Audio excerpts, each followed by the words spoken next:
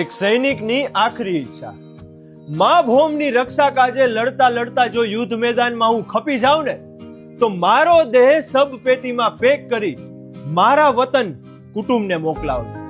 મારી બહાદુરીને મળેલા ચંદ્રકોને મારી છાતી ઉપર હળવેકથી મૂકજો અને મારી શોક કરતી માતાને કહેજો કે દીકરો તારો બધું કરી છૂટ્યો.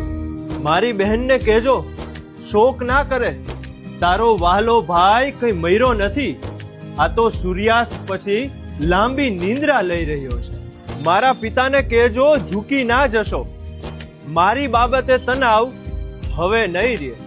ભાઈને કહેજો બરાબર અભ્યાસ કરે, મારી બાઇકની ચાવી હવે એની થઈ અને આ મારી તરફથી એને મળેલી છેલ્લી ભેટ માને.